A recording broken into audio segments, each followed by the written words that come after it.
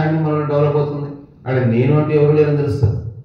మరి నేను అనేది ఇంత పెద్దగా అంటే ఇంత డెవలప్ అయింది కదా, ఇంకా ఇంకా లోతుగా వెళ్తుంటే ఇవన్నీ ఆలోచనలు మన మైండ్లో ఎంత స్టాక్ నింపుకున్నాం, రాగానికి సంబంధించి, ద్వేషానికి సంబంధించి, మన పాత ఆలోచనలు, మన లైఫ్లో వచ్చిన అన్నీ మన మైండ్లో ఉండి వీటిలో నుంచే నేను అనేది ఒక స్ట్రాంగ్ అయ్యాను. నిజంగా నేను అనేది ఏముండొచ్చు కనీసం ఇంటర్వ్యూస్ అర్థం చేసుకుని ట్రై చేద్దాం. నేను అనేది ఇంకా శరీరం నేనంట మైండ్లోనే ఉంది థాట్, మరి ఇక్కడ ఉండొచ్చు. సాధన చేస్తుంటే ఏదో అనిత్యం తెలుస్తుంది, ఓ మారిపోతుంది ఇలా నేనే లేదా. కానీ బుద్ధిలో అర్థం చేసుకున్నాం అంటే ఇంటలెక్చువల్ అండర్స్టాండింగ్ కూడా మన థాట్స్ను వదిలిపెట్టడానికి పనిచేస్తుంది. చాలా మటుకు మనం కోర్సులు చేస్తూ ఉంటాము, కానీ థాట్స్ ఒకటే డిస్టర్బ్ చేస్తున్నారు, వదిలేకపోతున్నా. ఎందుకంటే మన అండర్స్టాండింగ్ పెరుగుతున్న కొద్ది చింతనామయ ప్రజ్ఞ మెచ్యూరిటీ అవుతుంటే భావనమయ ప్రజ్ఞకు హెల్ప్ అవుతుంది. దానికోసమే వర్క్షాప్లో మనకు కొంచెం బెనిఫిట్ రావడానికి. మరి నేను అనేది ఇక్కడికి వచ్చింది ఈ పాత ఆలోచనల నుంచి. ఎన్నైతే ఆలోచనలు మనం సొంతం డెవలప్ చేసుకున్నాం, వీటిలో నుంచి నేను అనేది ఒకటి స్ట్రాంగ్ ఉందని అనుకుంటున్నాను. నేను అనేది ఒక బలమైన నేను ఉంది అని ఒక స్ట్రాంగ్ అనుకుంటుంది. సత్యం ఏంటంటే నేను కూడా ఒక ఆలోచన. మనం ఆయన ధ్యానం చేస్తున్నాము, ఏదో థాట్ వచ్చింది, గమనిస్తున్నాం, విడిచిపెట్టేసినాం. మళ్ళీ ఇంకో థాట్ వచ్చింది, విడిచిపెట్టేసినాం. ఇంకో ఎమోషన్ వచ్చింది, ఎవరు మోసం చేసినాను, వాళ్ళ ద్వేషం వచ్చింది, రాగానికి ఒకసారి గమనించి అది కూడా పోయింది. కానీ ఇవన్నీ ఎవరు కలిగి ఉన్నారు? నేను. ఆ నేను కూడా ఒక థాటే. ఈ థాట్స్ అన్నీ మోస్తున్నటువంటిది కూడా ఎవరు? నేను కూడా ఒక థాటే. ఆ థాట్స్ వచ్చిన థాట్స్ అన్నీ ఉన్నాయి. అవెంత అర్థం లేని ఒక క్షణం వదిలిపెట్టేస్తామో నేను కూడా ఎటువంటి ప్రాముఖ్యత లేదు, అక్కడ ప్రత్యేకంగా ఎవరూ లేదు. కానీ ఎంత యుద్ధం నడుస్తుంది, లైఫ్ దానికి నడుస్తుంది. ఆ నేను డెవలప్ చేసుకోవడం కోసం ప్రతి ప్రయత్నం దానికోసమే కదా. ఒక మంచి పొజిషన్ పొందాలి, ఇంకా డబ్బు సంపాదించాలి, ఇంకా పెద్ద ఉద్యోగం రావాలి, అందరికంటే నేను గొప్ప వ్యక్తులు పెట్టాలి. ప్రతి దగ్గర నేను డెవలప్ చేసుకోవడం కోసమే ఉంది.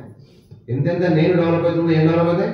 రాగద్వేషాలు డెవలప్ అవుతా ఉంటాయి. ఎంతెంత రాగద్వేషాలు డెవలప్ అవుతుంటాయో ఆ సంస్కారాలు డెవలప్ అవుతా ఉంటాయి. సంస్కారాలు అవుతుంటే ఈ లైఫ్లో దుఃఖమే, జన్మలో దుఃఖం వస్తుంది. ఇంత ప్రాసెస్గా మూలం ఎక్కడికి స్టార్ట్ అయింది?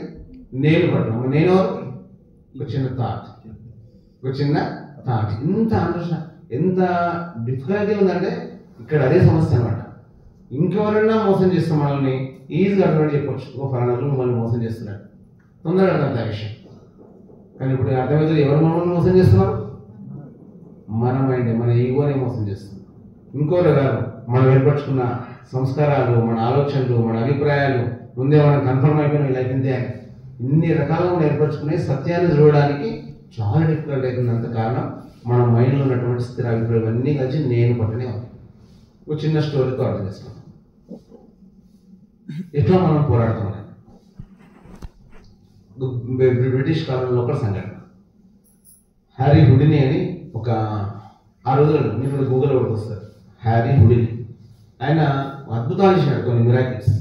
ఆయన మెయిన్ అద్భుతం ఏంటంటే ఆయన ఎటువంటి చెరసాలలో కానీ ఎటువంటి జైల్లో కానీ బంధించండి, ఆయన క్షణాలలో తాళాలు తీసుకొని బయటకు వచ్చేస్తాడు.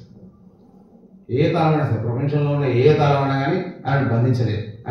ఆయన చేతులకు బేడీలు వేసి ఆయన ఒక బాక్స్లో పెట్టేసి సముద్రంలో పడేస్తే ఆయన వల్ల కొన్ని నిమిషాలలో మనం బయటకు వచ్చి ఒడ్డున అందరినీ వెల్కమ్ చెప్పేది. ఇటువంటి విన్యాసాలు ఎన్నో చేశాడు ఆ రోజుల్లో. అందరూ ఆశ్చర్యపోయేది, అంటే తన మీద గ్రావిటేషన్ ఫోర్స్ కానీ ప్రకృతి నియమాలు పనిచేయవా, ప్రత్యేకంగా డిఫరెంట్ ఉన్నాడు అనేది అందరూ ఆశ్చర్యపోయారు. అతను ప్రపంచానికి ఒక ఛాలెంజ్ ఇస్తాడు. ఏమనంటే నన్ను ఈ ప్రపంచంలో ఎవరు బంధించలేదు, ఏ తాళలో ఏ సెల్లో కానీ వితిన్ 10-15 minutes అని బయటకు వచ్చేస్తా నన్ను కానీ ఒక ఛాలెంజ్ ఇస్తాడు. ఇసిన తర్వాత అప్పట్లో బ్రిటిష్లో ఒక జైలు అధికారి, దాని మీద ఈగో ఎక్కువ అనమాట. అతను జైలు అధికారి, అతనికి ఈగో ఎక్కువ ఉంది. అతను ఏం చేసిందంటే ఎట్లన్నా సరే అతనికి బుద్ధి చెప్పాలనుకుంటే అతను అహంకారం అంచాలని చెప్పేసి ఒక ప్లాన్ చేసి ఒక పెద్ద ఒక సెల్ ప్రత్యేకంగా తయారు చేసినటువంటి ఒక జైలు లోపల ఒక ప్రత్యేకంగా ఒక సెల్, చాలా బలంగా ఉన్నటువంటి ఒక సెల్ తయారు చేసి ఆ తర్వాత అతన్ని ఇన్వైట్ చేసి, రండి అందరూ రండి, మీరు వచ్చి ఈ సెల్ బయటకు వస్తే చాలా గొప్ప విషయం అని చెప్పాడు అనమాట. ఇతనికి ఏదైనా పెద్ద విషయం కాదు. సో అతను అన్న డేట్కి వచ్చేసి బయట పత్రికా ప్రముఖులు వాళ్ళందరూ కూడా అందరూ వెయిట్ చేస్తున్నారు. ఇతను లైఫ్ అయితే అన్ని నడుస్తుంది, మొత్తం పేరు ప్రకారం మొత్తం ప్రపంచంతో చేసినాయి. ఇతను అసాధారణ వ్యక్తి అని. సో ఆ రోజు ఇతను లోపలికి వస్తుంటే ఇద్దరు గార్డ్స్ చెక్ చేసి ఏమైనా ఉన్నాయా లోపల. దాని తలలో కానీ బూట్లో కానీ షూస్లో కానీ అంతే ఇక్కడ ఏం లేవు. సో అతన్ని లోపలికి పంపించిన తర్వాత లోపలికి పోయిన తర్వాత ఇంకా అతనికి డోర్ పెట్టేసిన తర్వాత అతను ఇక రావాలి కదా బయటికి. సో దానికోసం అతని దగ్గర ఒకటి ఏంటంటే సీక్రెట్గా దాపెట్టుకున్నది బెల్ట్ లోపల ఒక 10 ఇంచ్ ఒక కీ ఉంటుంది, మాస్టర్ కీ. దాంతో అతను ఏ తాళాలను ఓపెన్ చేస్తాడు. సో ఆ మాస్టర్ కీ తీసుకొని అతను ప్రయత్నం స్టార్ట్ చేసింది లోపల. అతనికి ఏంటంటే అతనికి ఎంత పవర్ ఉండేదంటే అతని శక్తి అంతా చేతులలో కాదు, బ్రెయిన్లో. ఆ సౌండ్ బట్టి గుర్తుపట్టేది ఆ లాక్లో ఏముంది, ఎక్కడ ఉంది లాక్, ఎట్లా ఓపెన్ చేయాలంటే అతనికి అర్థమైపోయింది అన్నమాట. అంత టాలెంట్ ఉండేది. సో అతను నిజంగా ట్రై చేస్తున్నాడు, కానీ అతనికి ఏం అర్థమవుతలేదు. ఎంత చెప్పినా ఏం చేసినా ఎంత ట్రై చేస్తా ఉన్నాడు, ఏం తెలుస్తుంది. 10 నిమిషాలు అయిపోయింది, పావు గంట అయిపోయింది, అర్ధగంట అయింది, ఏం ఓపెన్ అవుతుంది అసలు ఏముందో కూడా తెలుస్తుంది. ఆ లివర్స్ ఎట్లా పని చేస్తున్నా కూడా ఏం అర్థం తెలుస్తా ఉంటాం. ఓ రాయిలాగా అనిపించింది. కానీ చూస్తున్నా గంట అయిపోయింది, లోపల టెన్షన్ స్టార్ట్ అయ్యింది, ఆవిషయం స్టార్ట్ అయ్యింది, బాధ అవుతుంది. ఎంతమంది చూస్తున్నారు, ప్రపంచానికి ఛాలెంజ్ చేసినాం, ప్రపంచం ఎదురు చూస్తుంది. ఈ వ్యక్తి నేను ఒక్కసారి అందరి ముందర ఓడిపోతున్నాను. దానిలో టెన్షన్ స్టార్ట్ అవుతాము. 1.5 గంటలు అయింది, 2 గంటలు అయింది, కంప్లీట్గా అట్లా మొత్తం ఏం నిద్రలో ఓపెన్ చేయలేకపోయాడు. చాలా నిరాశతోటి గట్టిగా అరిషెడ్ మొత్తుకొని రావాలి కనుక వాడు కూలబడ్డాడు. లాస్ట్ దానికి ఆ గోడ దాని డోర్ కానుకొని కూలబడగానే ఆ డోర్ ఓపెన్ అయింది. వాస్తవం ఏంటంటే ఆ డోర్కు తాళం వేయలేదు.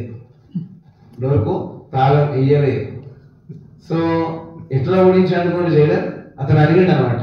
అతని యొక్క గురువు ఉన్నాడు, ఎవరు హరిణి ఉండి కదా, ఇతనికి గురువుని అడిగినాడు, ఇతను ఎట్లయితే ఓడించారు. ఆ గురువు చెప్పినాడు సీక్రెట్, నువ్వు ఈ ప్రపంచంలో ఏ తాళం వేసినా అతను ఓడకూడదు. అదే అతని బలం, అదే అతని బలహీనత, 2 అక్కడే ఉన్నాయి. కాబట్టి మీరు ఏం చేయొచ్చు అంటే తాళమే లేకుండా చేయాలి. అప్పుడు అతను తనకున్న మైండ్ కండిషనింగ్ ఉంది కదా, అదే కండిషన్ ప్రకారం ట్రై చేస్తా పోతాడు. తాళం ఉందనుకో ఎంత చేసినా ఎత్తలేదు. కాబట్టి అట్లా ఆ విధంగా అతను ఓడిపోతాడు, ఎట్లా కూడా సాధ్యంగా అని చెప్తాడు. సో ఆ విధంగా అతను ఓడిస్తాడు. ఏమైంది కదా, దేనికోసం అతను 2 గంటలు ట్రై చేసి ఉంటే అంత ఆవేశం అంతా ఎంతైంది. అతని ఈగోనే కదా, తన పాత మైండ్ తోటి రియాక్ట్ చేస్తా ఉండి ఉదయండి ఏం లేదు. వాస్తవంగా తాళం ఉందా, తాళం లేనే లేదు. అయినా ఉన్నట్టుగా ఇంత భ్రమ కలిగించి ఎంతసేపు కష్టపడ్డాడు. సత్యం ఏంటంటే మన లోపల ఒకసారి చెక్ చేసుకుంటే ఈగో అనేది ప్రత్యేకంగా లేనే లేదు. అడవి చూస్తే ఏం ఉండదు, అసలు అంత ఏం లేదు. కానీ దాని మీద బేస్ చేసుకునే రాగద్వేషాలు, దాని మీద బేస్ చేసుకునే సంస్కారాలు, దాని మీద చేసుకునే జన్మ సంస్కారాలు ఇంత ఎందుకు నడుస్తుంది. ఎప్పుడు ప్రశాంతంగా ఆ స్థితిని ఉన్నదంటే గమనిస్తూనే లేదు. కాబట్టి నిరంతరం ఆ ప్రాబ్లం పుట్టంగానే ఏదో పరిగెత్తాలి, ఆ ఈగోని అటు ఉడికిస్తున్నాను. కానీ వెనుకమల్లి చూసుకునే ఛాన్సే రాలేదు. విపక్షణ దొరికింది కాబట్టి మన అదృష్టం అది. ఒకసారి నిజంగా మనం లోపల చూసుకునే అవకాశం, ప్యూర్ పాత్, శుద్ధంగా మనల్ని మనం చూసుకొని నిజంగా ఈగో ఏంటిది, రాగద్వేషాలు ఏంటి, ఎట్లా వికారాలు పెరుగుతున్నాయి, ఎట్లా వికారాలు తీసేయచ్చు, ఈ ప్రాసెస్ మొత్తం అర్థం చేసుకొని చూడగలిగే శక్తి ఉన్నప్పుడు విద్య వచ్చింది. ఇప్పుడు మనం ప్రాక్టికల్గా చూడగలుగుతున్నాం. ఓ ఈ విధంగా చేస్తే వికారాలు పెరుగుతాయి, ఈ విధంగా మనకు ఉంది, ఈ విధంగా వికారాలు తీసేయచ్చు. గమనిస్తే వికారాలు పోతాయి, రియాక్ట్ చేస్తే వికారాలు పెరుగుతూ ఉంటాయి. ఈ అండర్స్టాండింగ్ మనం ఒకటి డెవలప్ అవుతూ ఉంటాం. ఎంతెంత ముందర పోతుంటామో ప్రకృతి ఎట్లా ఒక జైల్లాగా అనిపిస్తుంది. మనం ఎట్లా చేయాలంటే ద్వేషం ఎట్లాగో ద్వేష సంస్కారాలు జరుగుతున్నాయి, రాగం కూడా రాగ సంస్కారాలు జరుగుతున్నాయి. ఒక చేప, ఇట్లా చిన్న ఎగ్జాంపుల్, ఒక చేప, ఒక ఫిష్ ఉంది, అది నీళ్ళలో ఉంటే పైనుంచి వేటగాడు చేప పట్టుకునే ఫిషర్మ్యాన్ కొంచెం ఏం చేస్తాడు, దానికోటి గాలం వేస్తాడు. గాలం వేసినప్పుడు గాలం అంటే దానికి ఒక చిన్న ఎర ఏదో ఉంటుంది, క్రీమ్, ఒక పురుగు లాంటిది ఉంది. సో చూడగానే ఏమనుకుంటుందా చేప, మన ఫుడ్ దొరికిందని ఫుల్ ఖుషి వచ్చి దాన్ని పట్టుకుంటాం, ఫుల్ ఎంజాయ్ చేస్తూ ఉంటాం. అది నోట్లో ఉన్నప్పుడు ఫుల్ ఖుషి అవుతుంది, నేను చాలా ఎంజాయ్ చేస్తున్నాను. సత్యమైంది దాని వెనుక దాని ప్రాణం చేసే గాలం ఉంది వెనుక. పాపం అమాయకమైన చేపగా తెలవనే తెలియదు. సేమ్ అదేవిధంగా మన మనుషులు కూడా మన విపక్షణ ముందరిపోతున్న కొద్దిగా ఈ క్లారిటీ వస్తూ ఉంటుంది. అమాయకంగా ఉన్న మనకు చెప్పడారు, ఓ నేను ఫుల్ ఎంజాయ్ చేస్తున్నాను, నా జీవితం ఫుల్ నడుస్తుంది, ఫుల్ ఎంజాయ్ చేస్తున్నాను నేను అన్నప్పుడు ఏమనిపిస్తుంది, చాలా ఎంజాయ్ చేస్తున్నాను నేను, చక్కటి సినిమా చూస్తున్నాను నేను, మంచి సీరియల్ చూస్తున్నాను నేను, లేకపోతే మంచి ఫుడ్ ఆస్వాదిస్తున్నాను నేను. ప్రతి దగ్గర ఏమవుతుంది, చేప గాలం వేసినటువంటి పరిస్థితి. రాగ సంస్కారాలు పెరుగుతూనే ఉన్నాయి. రాగ సంస్కారాలు పెరుగుతున్నాయంటే జన్మ కావాల్సిన మెటీరియల్ తయారైతేనే ఉంది, ఇంకో జన్మ కావాల్సిన మెటీరియల్ తయారైతేనే ఉంది. రాగం ఎంత ఎక్కువైతుందో దాని రివర్స్ ద్వేషం ఎంత ఎక్కువైతేనే ఉంది. దుఃఖం అదే లెవెల్లో పెరుగుతుంది. నిజంగా ఇంటెలిజెన్స్ ఉంటే ఏం చేయాలో చెప్పం, ఇది గుర్తుపట్టాము, ఇది ఎర, ఇది మామూలు ఫుడ్ కాదు, ఇది ఎర, దీని వెనక నా ప్రాణం తీసే ఎర ఉంది అని గుర్తించినటువంటి ఒక ఇంప్రెషన్ మెడిటేటర్ ఏం చేస్తాడు, ఓకే ఇది ఇప్పుడు రాని, ఇప్పుడు ఎంజాయ్మెంట్ ఉంది, ఇది ఖచ్చితంగా ఎంజాయ్ చేస్తుంది, డౌట్ లేదు. కానీ ఎట్లా ఎంజాయ్ చేస్తా, ఫుడ్ తీసుకుంటున్నాం, నచ్చిన ఫుడ్ తీసుకుంటున్నాం, కానీ ఈ మూమెంట్లో ప్రజెంట్ మూమెంట్లో ఉంటున్నాం, పూర్తి దాన్ని ఆస్వాదిస్తున్నాం. ఆస్వాదించడం అంటే రాగతో కాదు, చూస్తున్నాం, టేస్ట్ గమనిస్తున్నాం, టేస్ట్ మారుతుంది, ఎంత అద్భుతమైన పదార్థం నాకు నచ్చింది, ఓ ఇది మారిపోతా ఉంది, ఇది అనిత్యం అనిత్యం. రెండో ముద్ద కూడా మళ్ళీ గమనిస్తున్నాం, మూడో ముద్ద గమనిస్తున్నాం, అది ఆ స్థితిని మొత్తం మనం గమనిస్తున్నాం. ఎటువంటి అటాచ్మెంట్ లేకుండా దాన్ని భోగిస్తున్నాం. నిజంగా ఫుడ్ దొరకకుండా మనకు బాధలే, దొరికింది ఓకే ఉన్నప్పుడు హ్యాపీ, లేకుండా లేదు. మన లైఫ్లో అన్ని అనుకూల పరిస్థితులు ఉన్నాయి, ఓకే దీన్ని ఎంజాయ్ చేస్తాం, కానీ అండర్స్టాండింగ్ ఉంది, ఓ ఇది కూడా అనిత్యమే మారిపోతుంది. ఒకవేళ మనకు అన్ని ప్రతికూల పరిస్థితులు ఉన్నాయి, ఓకే ఇది కూడా అనిత్యమే, ఇది కూడా మారిపోతుంది. ఈ రెండింటి పట్ల మనకు ఆ అండర్స్టాండింగ్ తోటి అప్పుడు లైఫ్ని ఎంజాయ్ చేస్తాం, అప్పుడు నిజంగా మనం బ్యాలెన్స్ ఉంటుంది. ఒక చిన్న స్టోరీ తోటి మనం సేవ్ అవుతాం. ఎందుకంటే సాధన లోపల రాగ సంస్కారాలను ద్వేష సంస్కారాలను రెండింటిని గమనిస్తుంటాయి. రెండు అనిత్యం అనే అండర్స్టాండింగ్ మన లోపల డెవలప్ కావాలి. రాగము అనిత్యమే, ద్వేషము అనిత్యమే. అప్పుడు అన్ని విధాలు మనం బ్యాలెన్స్ ఉంటాం, లైఫ్ను పూర్తిగా ఎంజాయ్ చేస్తాం. లేకపోతే అనుకూల పరిస్థితులు ఉంటే ఫుల్ జోష్ ఉంటుంది, ప్రతికూలం రాగానే మొత్తం డౌన్ అయిపోతాం. అది దుఃఖం, ఇది దుఃఖం, రెండు విధాలు నష్టపోతాం. సో ఒక రాజు ఉన్నాడు. ఆ రాజు ఎటువంటి అంటే ఒక చక్రవర్తి అనుకో, మహారాజు. అతని దగ్గర కోట్ల జనాభా ఉంది. అందరూ కూడా తను ఆరాధ్య దైవంగా వహించారు. ఎందుకంటే చాలా పరాక్రమవంతుడు, చాలా గొప్ప స్థితిలో ఉండేది, అంత అహంకారం ఉండేది. కానీ అతను కొంచెం కూడా లోపల శాంతి లేదు. ఎప్పుడు ప్రశాంతం, లోపల మాత్రం బీచినట్టు. బయటికి మాత్రం చాలా గొప్ప రాజే, కానీ లోపల మాత్రం బీచినట్టు, అంత సంతోషంగా లేదు, హ్యాపీగా ఏమాత్రం లేదు. సో ఎట్లా చేయాలి, ఏదైనా ఒకటి చేయాలనుకొని అతనికి అనిపించింది అనమాట. అనిపించి అతను ఒక స్వర్ణకారుడు పిలిచాడు, బంగారం చేసే వాళ్ళు పిలిచి, ఒక ఉంగరం తయారు చేయండి నాకు, ఆ ఉంగరం మీద ఒక వాక్యాన్ని మీరు ప్రింట్ చేయాలి. అటువంటి అద్భుతమైన వాక్యం ఉండాలంటే ఒక మంత్రం కానీ, ఒక వాక్యం కానీ, ఏదైనా ఒకటి, అది నా లైఫ్నే మార్చాలి. నా కష్ట నష్టాలు ఏదైనా సరే చూడగానే నాకు చాలా ధైర్యం రావాలి, ఉత్సాహం రావాలి. అటువంటి వాక్యాన్ని ఒకటి తయారు చేసి ఆ ఉంగరం మీద దాని మీద ముద్రించండి అని చెప్పేసి స్వర్ణకారుని ఆజ్ఞాపిస్తారు.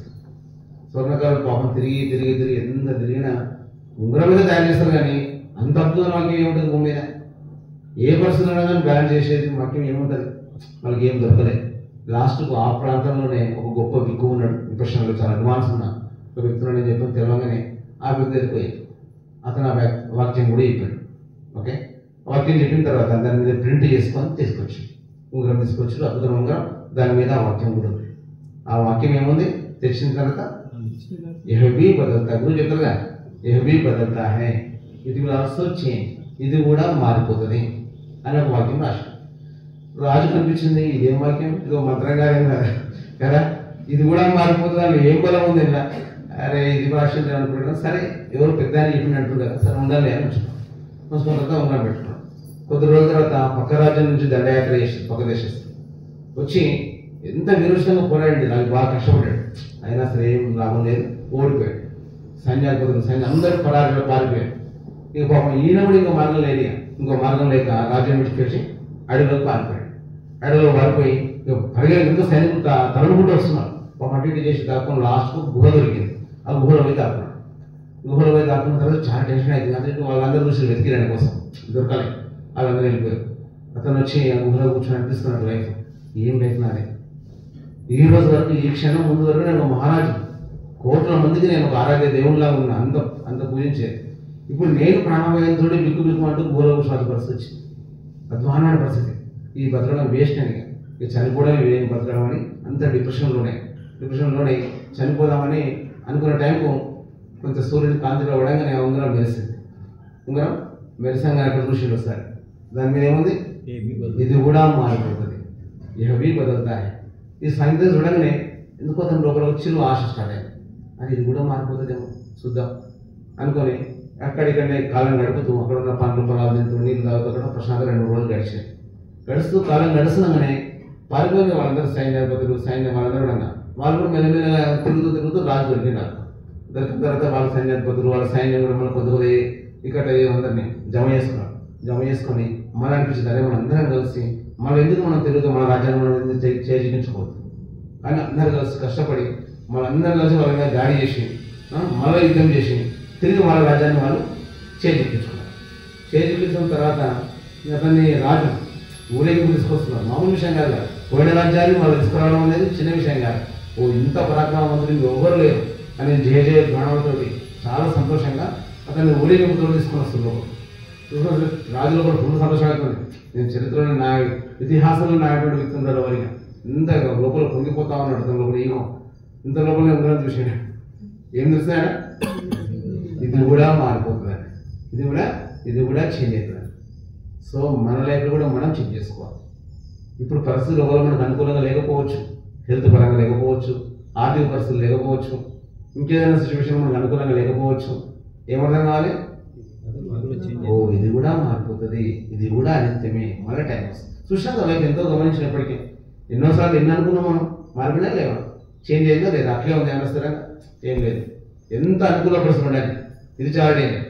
అనుకూల పరిస్థితి ఉన్నప్పుడు స్పృహ రాదు, కష్టాలు ఉన్నప్పుడు మనం వెళ్ళిపోతున్నాం. కానీ అనుకూల పరిస్థితి ఉన్నప్పుడు ఓ ఇది కూడా మారిపోతుంది. ఈ అండర్స్టాండింగ్ మనలో డెవలప్ అవుతుందంటే మనం విపక్షణలో ప్రోగ్రెస్ అవుతుంది. ఈ దిశగా మన ప్రయాణం స్టార్ట్ అయింది.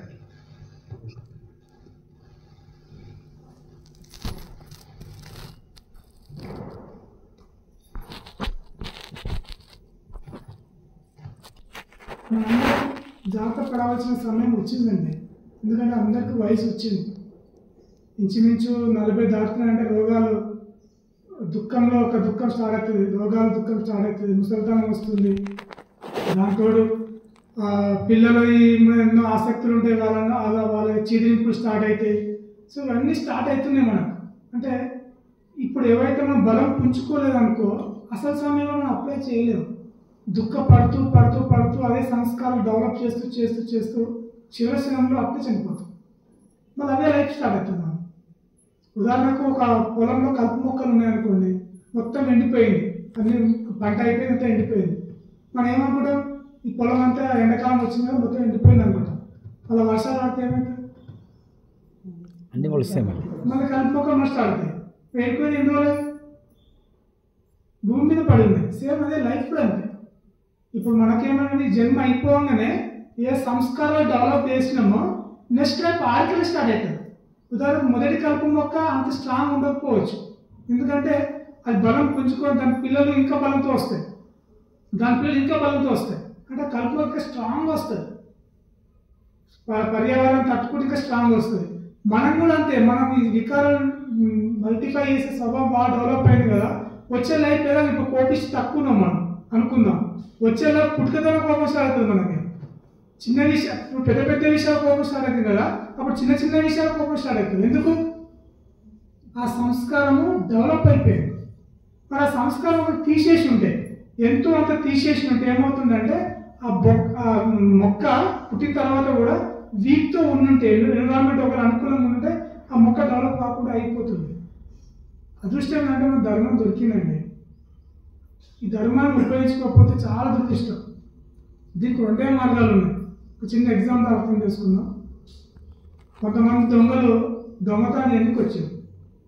2 ఇల్లు, పెద్ద ఇల్లు కనిపించింది. ఒక ఇంట్లో సీసీ కెమెరాలు ఉన్నాయి, ఒక ఇంట్లో సీసీ కెమెరాలు లేవు. దొంగలు ఏంటో దొంగతనం చేస్తారు? చెప్పండి, ఏం చేస్తారు దొంగతనం? దొంగల కాదు సరే, జనరల్ అయితే సీసీ కెమెరా లేని ఇంట్లో దొంగతనం చేస్తారు. Okay, first point. సరే, ఆల్రెడీ దొంగలు ఇంట్లో ఉన్నారు. కొంతమంది దొంగలు ఆల్రెడీ ఇంట్లో పోయారు. ఆ దొంగలు బయటకు పోవాలంటే ఏం కావాలి? ఏమైతే బయటకు పోతున్నారు? యజమాని నేర్కొంది అనుకోండి, అప్పుడు ఏమవుతుంది? దొంగలు వాడిపోతారు. ఒకవేళ యజమాని నేర్కొని ఉన్నాడు, సీసీ కెమెరాలు ఉన్నాయి, అసలు ఆ దొంగలు ఆ ముఖం కూడా చూడదు. కావున ఈ 3 స్థితులలో మొదటి స్థితి ఏంటంటే సీసీ కెమెరా ఉన్నాయి కదా, అది సతి తెలుసుకోవడం. దొంగలు ఉన్నారనే విషయం, దొంగలు అంటే మన శత్రువులు, కోపము, ఈర్ష, హాస్య ఇవన్నీ ఉన్నాయి, రాసంస్కారాలు ఉన్నాయి కదా. సత్యం ఉందని తెలిసింది అనుకోండి, అవి మళ్ళీ రావు, వస్తాయా? ఎందుకంటే సత్యం నేర్కొని ఉంది, కానీ 80% రావు, సంస్కారాన్ని ఆగిపోతాయి. మరి లోపల దొంగలు ఎవరు? ఆల్రెడీ వచ్చినాయి, మనకు పాత సంస్కారాలు ఉన్నాయి కదా మనకు. మనం యజమాని నేర్పాలంటే ప్రజ్ఞ, సంప్రజ్ఞానం ఉండాలి. సంప్రజ్ఞానం ఉందనుకోండి, మేలుకుందనుకోండి, ఆ శత్రువులందరూ ఏమంటారు? దొంగలందరూ పారిపోతారు. అర్థమైందా పాయింట్? సత్యం ఉండాలి. సత్యం ఉంటే కానీ సత్యాన్ని ఉంటే దొంగలు చూడరు అక్కడ. సరే పాతయి లోపల ఉన్నాయి, ఎంత దోసుకపోతారు. తెలివితోని లోపల సత్యం కూడా మీద సంప్రజ్ఞానం మేలుకొని ఉందనుకోండి, వచ్చిన వాళ్ళు రారు, ఉన్నోళ్ళు పోతారు. ఇంకా సత్య సంప్రజ్ఞ కంటిన్యూ ఉందనుకోండి, కొత్త రావు, పాతే పోతారు. మనం ఎల్లుండాలంటే ఇప్పుడు అందరూ ఇంచుమించు ఏజ్లు వస్తున్నాయి కాబట్టి కనీసం మనం అందరం ఈ జన్మలో దొంగలను బయటికి వెళ్ళే స్థితిలో ఉండాలి. సంప్రజ్ఞానం ఉండాలి. లేకపోతే చాలా వెంటబడిపోతుంది. చాలా కష్టం అండి. అన్ని అనుకునే పరిస్థితులు ఉన్నాయి కాబట్టి మనకు తెలుస్తలేదు. నేను మొన్న ఒక దగ్గరికి వెళ్ళాను, ఒక పంది చనిపోయింది. అదే మళ్ళీ ఒక పరిస్థితి ఘోరంగా ఉంటుందో దాన్ని చూసిన తర్వాత నాకు 3 రోజులు నిద్రపట్టలేదు. అంటే వైరాగ్యం ఎంత వెలుగుతుంటుందో చిన్న సంఘటన మనం చాలా పేరునగలుగుతాం. ఒక పంది చనిపోయింది, చిన్న పిల్లలు ఉన్న దానికి వచ్చే పాలు చెప్తున్నాయి. పంది చనిపోయిన విషయం నాకు తెలియదు, పిల్లలు తెలియదు. అవి పాలు చెప్తున్నాయి. అవి పాలు రావడం లేదు కాబట్టి అవి ఏడుస్తున్నాయి, అక్కడ తిరుగుతున్నాయి, ఇక్కడ తిరుగుతున్నాయి. అవి పంది చనిపోయింది. అందరినీ ఎలగొడుతున్నారు. నాకు అప్పుడు అర్థమైంది, అది మానవ జన్మ ఉంటున్నా మనం చచ్చిపోతే మన పిల్లల్ని మనం చూసుకో ఉంటారు. అదమలో ఒక పరిస్థితి, చిన్న పిల్లలు ఉన్నాయి, అంత ఘోర పరిస్థితి. అదమలో పడ్డ వ్యక్తి పుణ్యం చేసుకునే అవకాశాలు ఉండవు. బుద్ధుడు మరి ఎంత భయంకరంగా చెప్పాడంటే, ఒక బంగాళాఖాతంలో లేక మహాసముద్రంలో ఒక ట్యూబ్ వేసింది ఒక ఆయన. ఒక ట్యూబ్ వేసి వాటి ట్యూబ్ ఉంటుంది కదా, తెలియదు.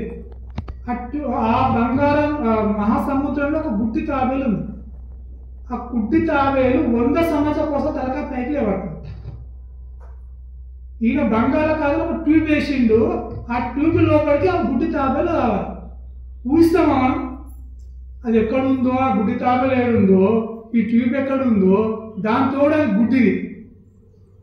ఒక అలలు ఫాస్ట్గా ఎక్కడ వరకు తెలియదు.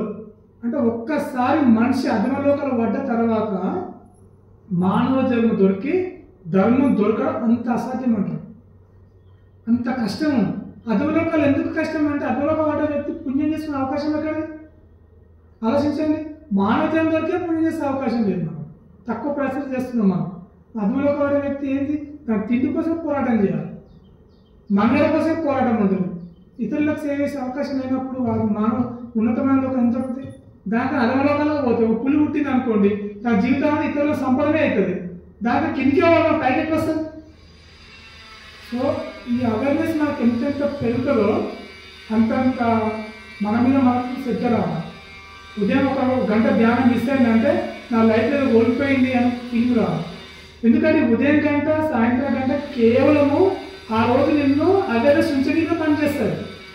నీ విద్య ఎప్పుడు పనిచేస్తా అంటే, నీకు రాగద్వేషాలు వచ్చినప్పుడు, కోపం వచ్చినప్పుడు, ఈర్ష కలిగినప్పుడు, మోహ సంస్కారాలు కలిగినప్పుడు, రాగ సంస్కారాలు కలిగినప్పుడు అప్లై చేసినప్పుడే విద్య పనిచేస్తుంది. అవన్నీ ఎంజాయ్ చేస్తాం. మన ఉదయం కంటే సాయంత్రం చేసే లాభం లేదు. ఇప్పుడు మనకు తినేటప్పుడు కూర అంటింది అనుకో, వెంటనే తుడుచుకుంటే తొందరగా పనిచేస్తుంది. నీ ఇంటికి పోయాక వాషింగ్ మిషన్ వేస్తే ఆ పౌడర్ పెడితే ఈ పౌడర్ పెడతాంటే మరొక పోతులు కానీ టైం ఎక్కువ పడుతుంది. కాబట్టి ఈ అవేర్నెస్ వెంటనే విద్య అప్లై చేయాలంటే నీకు వెంటనే జ్ఞాపకం రావాలి. నాకు వెంటనే జ్ఞాపకం రావాలంటే రోజు ఉదయం సాయంత్రం తప్పనిసరి సాధన ఉండాలి. రోజు మొత్తం ఎన్నోసార్లు చెప్పాను, 30 సార్లు జ్ఞాపకం రావాలి. ఉత్త ఉన్నప్పుడు కానీ, నడుస్తున్నప్పుడు కానీ, పండుకునేటప్పుడు కానీ, ఫోన్ చూస్తున్నప్పుడు కానీ, నువ్వు సమయాన్ని వేస్ట్ చేస్తున్నప్పుడు కానీ ఖచ్చితంగా జ్ఞాపకం రావాలి. ఈ వెలుగు మళ్ళీ వస్తాయని చెప్పలేము మనము. మనకు భార్య, భర్త, పిల్లలు ఇవన్నీ అటాచ్మెంట్ ఉంటాయండి, తప్పేం కాదు, ఉండాలి. కానీ వాస్తవంగా ధర్మాన్ని అర్థం చేసుకుంటుంటే ఒక చిన్న విషయం చెప్పి ముగిస్తాను. ఇవన్నీ కూడా మన కర్మ పందాలే. అనుకూలం భార్య, అనుకూలం భర్త, అనుకూలం పిల్లలు, ఆస్తులు, డబ్బు, ఇవన్నీ కూడా కర్మ ఫలితాల ఆధారంగా వస్తాయి. ఈ కర్మ ఫలితాలు వికాసం చెందినాయి కాబట్టి ఇవన్నీ అనుకూలంగా వచ్చినాయి. ఎందుకు అనుకూలంగా వచ్చినాయి? ధర్మంలో పరిపక్వత తినడానికి వచ్చినాయి. ఇవన్నీ అనుకూలంగా వచ్చి ఉపయోగించుకోలేనుకోండి, చాలా దురదృష్టం. అనుకూలం లేని పరిస్థితి అవుతుంది.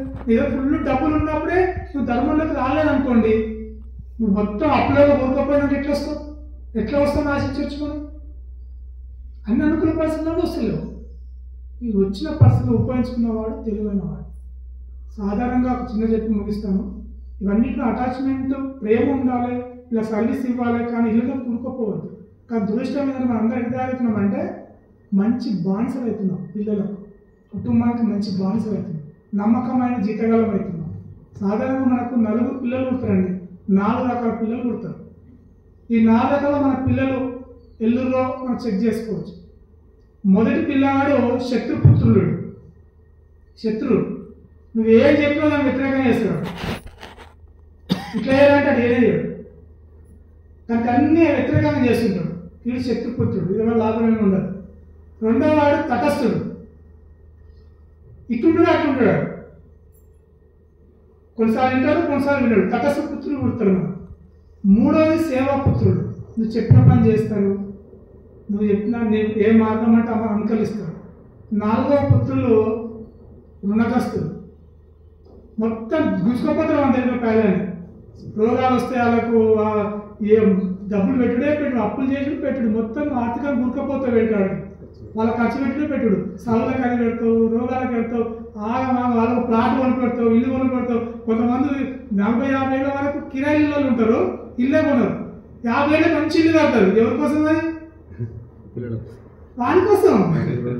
రుణం తీసుకొని మనం ఎంజాయ్ చేయాల్సిన టైంలోనేమో చెయ్యం, వాళ్ళకోసం అన్ని సెట్ చేసి పెడతాం. కారు మనం ఎంజాయ్ అంటే ఎంజాయ్ చేయం, 50 ఏళ్ళలో కొంటాం. ముసలితనం వచ్చిన గుడ్డ అయితే మనం నడుపుదా కొడుకు నడుపుకుంటాడు, నువ్వు కూర్చొని తిరుగుతాడు. మనం కారు ఎవరి కోసం మనం? వాళ్ళ కోసం. రుణం వస్తుంది.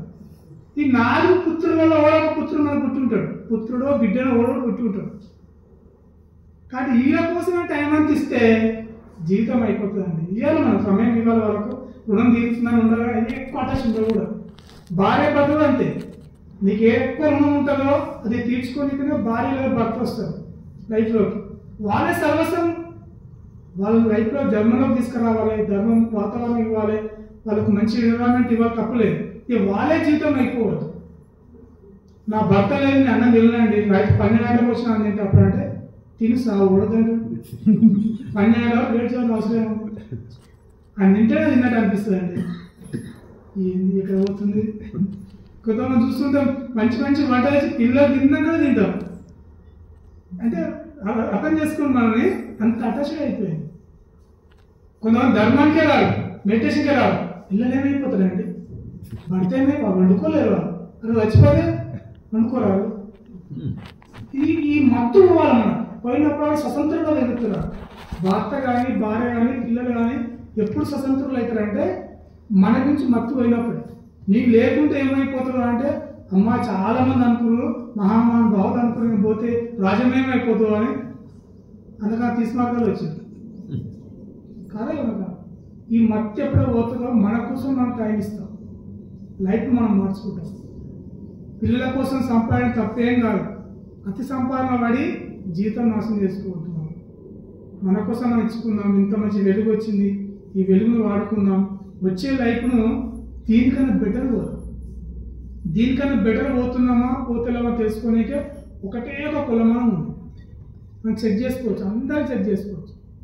ఒక్క కులమానం ఏంటంటే నీకు సమయం దొరికినప్పుడు ఏదానికి ఇంపార్టెంట్ ఇస్తున్నావు, ఆ సంస్కారం చచ్చిపోతాప్పుడు వస్తుంది. గుర్తుపెట్టుకోవచ్చు, నువ్వు చనిపోయేటప్పుడు ఏ సంస్కారం పైకి వస్తుందో దాని ఆధారంగానే నువ్వు ఇంకోలోకి వెళ్ళిపోతావు. ఉదాహరణకు నువ్వు కాల సమయంలో కానీ ఇతర టైంలో కానీ ఏదైనా ఇంపార్టెంట్ ఇస్తున్నావు, ఫోన్లో మొత్తం జబర్దస్త్ చూసుకుంటున్నావు, నీకు ఎంజాయ్మెంట్ చూసుకున్నావు, సీరియల్స్ చూసుకున్నావు అనుకోండి, అది రాగాన్ని పెంచుతున్నాయి. ఆ రాగాన్ని పెంచినప్పుడు నువ్వు చచ్చిపోతాప్పుడు అంతా ఏడుస్తుంటారు కదా, ఏడుస్తున్నప్పుడు నీకు 5 నోట్లు ఇవి వస్తున్నప్పుడు అవి ఎంజాయ్ చేసి చచ్చిపోతావు, అలా లోకల్లో పోతావు. భయ సంస్కారం వేస్తున్నాం కానీ దయ్యాల సినిమాలు అవి చూస్తున్నాం అనుకోండి, భయంతోనే పోతాం. సమయం దొరికిన క్రికెట్ ఇచ్చింది క్రికెట్లో పోతుంది. ఏదంటే నీకు సమయం దొరికినప్పుడు అరే సమయం దొరికినప్పుడు కొంచెం ధ్యానం చేయాలని వచ్చింది అనుకోండి, గుర్తుపెట్టుకోవాలి ఆ వ్యక్తి సరైన మార్గంలో పోతుండు, మృత్యు సమయంలో సమయం గమని చచ్చిపోతాడు. ఆ సంస్కారం డెవలప్ చేస్తుంది. ఎంతమంది అంటే సమయం దొరికినప్పుడు శాస్త్రమని గమనిస్తున్నారు ఎంతమంది ఇలా తెలుసుకుంటే, ఎందుకంటే వాళ్ళు నా గురువులు అవుతారు.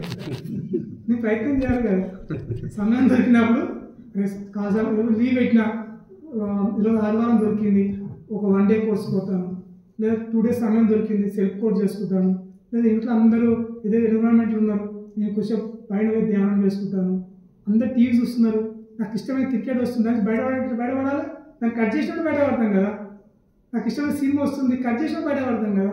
ఇట్లా ఇవన్నీ చేయకుండా పోయి ధ్యానం చేస్తున్నారో మనం ఆశించవచ్చు ఆ వ్యక్తి సరైన మార్గాలు పోతుండు, చనిపోయినప్పుడు విపసన తీసుకొని పోతాడు. కాబట్టి విపసన లోకాల్లో పోతాడు, మానవ లోకం దొరుకుతుంది, లేదా దేనికన్నా దాంట్లో ముందుకున్న లోకాల్లో పోతాడు. ఇవన్నీ చేస్తలేము సార్ అంటే మంచిగా ఖర్చు తీసుకుపోయి అధమ లోకాలలో ఏదో లోకాల్లో పెడుతున్నారు. ఏ లోకాలు పెడతాం లేదు. ఇక కొంతమంది సార్ ఖర్చు పెడతా సార్ బొమ్మలు పెడతా పెట్టు, చెద్దలు పెడితే పెట్టు, ఓడదట్టు పెద్ద పెద్ద పెట్టుకున్నారు పోయి కష్టం. కాబట్టి ఈ అవేర్నెస్ మనకు వస్తామని ఆశిస్తూ, మరి ఎన్ని అవేర్నెస్ ఉన్నప్పటికీ ఇవన్నీ చేసినప్పటికీ మనకు పాలనీలు లేవనుకోండి సాధ్యం కాదు. ఇంత శ్రద్ధ వస్తుంది, ఇంటికి పోయే కథ ఏమైనా కానీ తినకుండా కూర్చున్నాం అనిపిస్తుంది, కానీ ఆరు పోగానే చిన్న వ్యతిరేక వాతావరణం రాగానే ఈ వదిలేదు రేపో మాకు మళ్ళీ ఏదో అనిపిస్తుంది.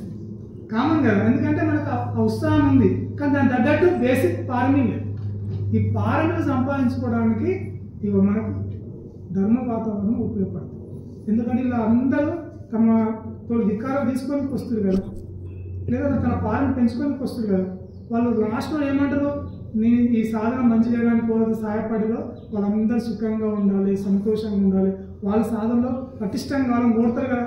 ఆ కోరినప్పుడు అలా ఆ పాలనలో మనం భాగస్వామి. మరి అలా కోరాలంటే మొత్తం రూమ్ బాగాలేవు, బయట బాగాలేదు, మనకి అంత సెంటర్ ఏం బాగాలేదు, ఏం సెంటర్ అనుకున్నారు అనుకోండి, వాళ్ళు ఎవరు కోరాడు, ఈ సెంటర్ మళ్ళా రావద్దు భయ అనుకోని ఏమైనప్పుడు నెగిటివ్ తరంగాలు మనకు వస్తాయి, అందులో భాగస్వామ్యం కాబట్టి ఇప్పుడు సేవలు పెంచుకునే అవకాశం మనకు ఉంది, పారమిలు పెంచుకునే అవకాశం ఉంది. సో ఏ పారమిలు ఉన్నాయంటే ఇప్పుడు మనకు ఆశ్రమం ఉంది, అక్కడ ఈ లేడీస్ సైడ్ జెంట్స్కి ఇచ్చారు, ఎందుకంటే అక్కడ రోడ్లు వేస్తున్నారు, జెంట్స్కి ఇచ్చారు, జెంట్స్ సైడ్ ఏమో లేడీస్కి ఇచ్చారు. సో మనకు కొన్ని సేవలు ఉన్నాయండి, మీకు హార్డ్ వర్క్ ఉన్న సేవలు ఇస్తలేము, ఎందుకంటే మళ్ళీ ఇంతకు హార్డ్ వర్క్ ఇచ్చిన మాట అనుకుంటుంది, చిన్న చిన్న సేవలు ఇస్తున్నాం. బట్ ధర్మ సేవ చేస్తున్నప్పుడు సతి సంప్రజ్ఞానం ఉందా లేదా మోస్ట్ ఇంపార్టెంట్. శ్వాస కానీ సంవేదన కానీ గమనిస్తూ పనిచేస్తున్నారంటేనే మీరు ధర్మ సేవకు అర్హత ఉన్నట్టు. లేదు సార్ నాకు ఆ స్థితి లేదంటే దయచేసి ఇక్కడనే కూర్చొని సాధన చేసుకోవాలి, స్థితి పెంచుకోవడానికి ప్రయత్నం చేయండి, ఇంకా ట్రైనింగ్ పొందండి. ఇప్పుడు మీరు గడ్డి ఇస్తున్నారు అనుకోండి, ఆ గడ్డి ముట్టుకున్నప్పుడు ఏదో ఫీలింగ్ వస్తుందా, దాన్ని అబ్జర్వ్ చేయండి. పిచ్చి మొక్కలు తీస్తున్నప్పుడు దాన్ని అబ్జర్వ్ చేసి తీయండి, ప్రయత్నం చేయండి ఎంతైతే అంత. ఎందుకంటే ఇది సారవంత భూమి, ఇక్కడ మీరు ట్రైనింగ్ పోయిన స్విమ్మింగ్ పూల్, ఇది ట్రైనింగ్ పొందిన అనుకోండి బయట నిత్య జీవితాలు ట్రైనింగ్ అవుతుంది. ఇది ట్రైనింగ్ లేదనుకోండి నిత్య జీవితాలు ఆశించదు, అన్ని కఠినంగా ఉంటాయి. సో ఈ అండర్స్టాండ్తో చూడండి కొన్ని సేవలు ఉన్నాయి. సో బాదం చెట్టు ఉంది కదా అక్కడ జెంట్స్ సైడ్, బాదం చెట్టు ఉంది కదా, తెలుసుకోవాలి బాదం చెట్టు ఎక్కడ ఉందో జెంట్స్ సైడ్, ఇంకా లేడీస్కి ఇచ్చారు, మనం గురులేము సైడ్. డైనింగ్ హాల్ దగ్గర ఒక పెద్ద బాదం చెట్టు ఉంది, దాని పక్కన మొత్తం ఆ పిచ్చి మొక్కలు ఉన్నాయి, దాంతోపాటు కొన్ని ఆకులు పడి ఉన్నాయి. ఒక 6 మంది వెళ్ళొచ్చు, ఎవరైతే ముందర 3 లైన్లు వెళ్ళాలి, 1 2 3 4 5 6, మీరు 6 మంది వెళ్ళాలి.